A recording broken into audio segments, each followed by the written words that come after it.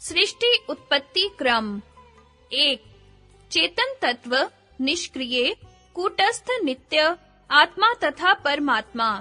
2. जड़ तत्व सक्रिय, परिणामिनी, नित्य, अव्यक्त, अलिंग, प्रधान, त्रिगुणात्मक मूल प्रकृति, अविकृति, गुणों की साम्यावस्था। 3. लिंग मात्र, गुणों का प्रथम विषम परिणाम, प्रकृति विकृति महत तत्व। 4. महत तत्व का कार्य, अहंकार, प्रकृति विकृति, गुणों का द्वितीय विषम परिणाम। संगति। सब वृत्तियों के निरोध होने पर पुरुष की क्या अवस्था होती है? शब्दार्थ। तदा बराबर तब, दृष्टुः बराबर दृष्टा की, स्वरूपे बराबर स्वरूप में, अवस्थानम बराबर अवस्थिति। अन्वयार्थ। तब दृष्टा की स्वरूप में अवस्थिति होती है। व्याख्या। दृष्टा की चित्त वृत्ति निरुद्ध काल वैसी ही चेतन मात्र स्वरूप में स्थित होती है जैसी कैवल्य में होती है। चित्त की व्युत्थान अवस्था में भी पुरुष अपने स्वाभाविक असंग चेतन रूप में स्थित होता है, पर चित्त की उपाधि से चित्त वृत्ति जैसा शांत, घोर और मूढ़ आदि प्रतीत होता है। वृत्ति निरोधावस्था में वृत्तियों के निरोध से पुरुष का निरोध नहीं होता, किंतु चित्त रूप उपाधि की वृत्ति के अभाव से जब औपाधिक शांत, घेरादि रूप का अभाव हो जाता है, तब पुरुष अपने उपाधि रहित रूप में अवस्थित होता है। अभिप्राय यह है कि विवेक ख्याति उत्पन्न होने पर वस्तु आकार में परिणाम से रहित चित्त में कर्तापन का अभिमान निवृत्त हो जाता है। अर्थात मैं करता हूँ, मैं सुखी हूँ, मैं दुखी हूँ इत्यादि अभिमान की निवृत्ति हो जाती है और बुद्धि में वृत्ति रूप परिणाम होना भी रुक जाता है। तब आत्मा की स्वरूप में अवस्थिति होती है। चित्ती शक्ति कूटस्थ नित्य होने से स्वरूप से कभी प्रच्युत नहीं होती है। जैसा निरोध काल में पुरुष का स्वभाव है, वैसा ही व्युत्थान काल में है, किंतु अविवेक से वैसा प्रतीत नहीं होता। जिस प्रकार जब भ्रम से शुक्ति में रजत का भान होता है, तब उस भ्रम काल में उस भ्रम से न सीप का अभाव और न चांदी की ही उत्पत्ति होती है। फिर भ्रम दूर करने पर जब यह ज्ञान होता है कि यह चांदी नहीं किंतु सीप है, तब इस ज्ञान से सीप की उत्पत्ति और चांदी का अभाव नहीं होता, केवल अस्ति नास्ति आदि का व्यवहार होता है। वैसे ही चित्ती शक्ति सर्वदा एक रस ही है, किंतु व्युत्थान काल में अविवेक के कारण अन्य रूप से भान होती है और निरोध काल में कैवल्य के सदृश निज शांत रूप से भान होती है। यह निरोध और व्युत्थान में भेद है। विवेक ख्याति सबसे अंतिम सात्विक वृत्ति है, जिससे चित्त द्वारा आत्मा का साक्षात्कार होता है। यही तक पुरुषार्थ का विषय है। इसमें जो आत्म साक्षात्कार होता है, उससे चित्त की इतनी सात्विकता बढ़ जाती है कि इस वृत्ति से भी आसक्ति हट जाती है। इस आसक्ति के हट जाने का नाम ही पर वैराग्य है। तब चित्त में किसी प्रकार की कोई भी वृत्ति न रहने पर दृष्टा की शुद्ध परमात्मा स्वरूप में अवस्थिति होती है। दृष्टा, पुरुष, चित्ती शक्ति, दृक् शक्ति, चेतन, आत्मा एकार्थक शब्द हैं तथा अभ्यास, उपाधि, आरोप, भ्रम एकार्थक हैं। संगति। निरोध से भिन्न व्युत्थान अवस्था में पुरुष का क्या स्वरूप होता है? वृत्ति सारूप्यम मित्रत्र। शब्दार्थ। वृत्ति सारूप्यम बराबर वृत्ति की समान रूपता, इत्रत्र बराबर दूसरी अर्थात निरोध से भिन्न व्युत्थान अवस्था में, अन्वयार्थ। दूसरी अर्थात निरोध से भिन्न व्युत्थान अवस्था में दृष्टा की वृत्तियों के समान रूपता होती है, अर्थात दृष्टा वृत्तियों के समान रूप वाला प्रतीत होता है। व्याख्या। दूसरी अर्थात निरोध से उठने पर व्युत्थान काल में दृष्टावृत्तियों के जो आगे लक्षण सहित कही जाएंगी समान रूप वाला प्रतीत होता है, जैसा पंचशिखाचार्य ने कहा है। एक ही दर्शन है, ख्याति ही दर्शन है, अर्थात पुरुष वैसा ही दिखता है जैसी वृत्ति होती है। इसलिए सुख दुख मोह रूप सत्व गुण वाली रजोगुणी अथवा तमोगुणी जैसी चित्त की वृत्तियां होती हैं। वैसा ही व्यवहार दशा में पुरुष का स्वरूप जाना जाता है, अर्थात यह सुखी है, यह दुखी है, यह मोह में है, ऐसा लोग समझते हैं। जब चित्त एकाग्रता से परिणत होता है, तब चित्ती शक्ति भी उस रूप में प्रतिष्ठित होती है। जब चित्त इंद्रिय वृत्ति के साथ विषयाकार से परिणत होता है, तब पुरुष भी उस वृत्ति के रूपाकार ही जान पड़ता है।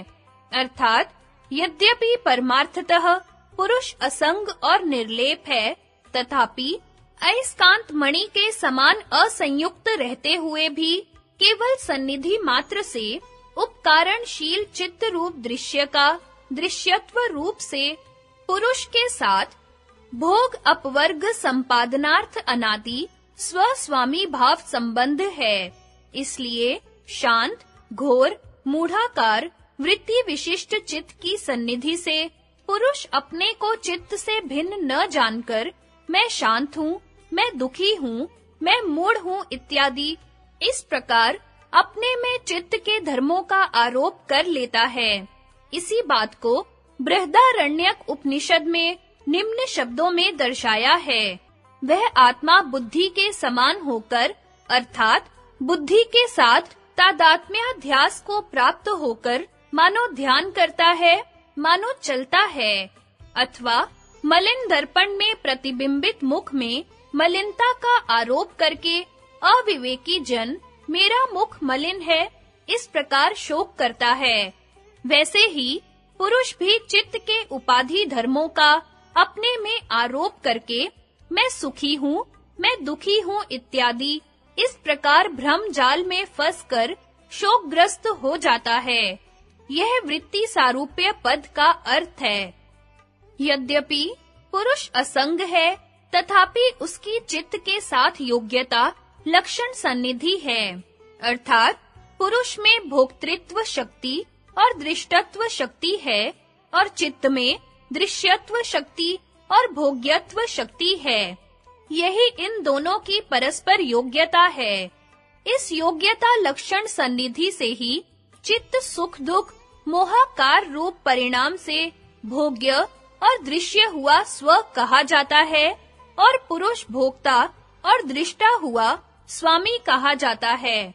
यह जो पुरुष के भोग का हेतु स्व-स्वामी भाव संबंध है, यह भी चित्त से ही अपने निज रूप के अविवेक प्रयुक्त है और अविवेक तथा वासना का प्रवाह बीज और अंकुर के सदृश अनादि है। इस प्रकार चित्त वृत्ति विषयक उपभोग में जो चेतन का अनादि सस्वामी भाव संबंध है, वह वृत्ति सारूप्य में कारण है। जैसे जलाशय में जब नाना प्रकार की तरंगें उछलती होती हैं, तब गगनस्थ चंद्र मंडल का प्रतिबिंब उस जलाशय में स्थिर निज यथार्थ रूप से नहीं भान होता है और जब तरंगें उठना बंद हो जाती हैं, तब स्वच्छ निश्चल रूप से प्रकाशमान होकर चंद्र प्रतिबिंब प्रतीत होता है।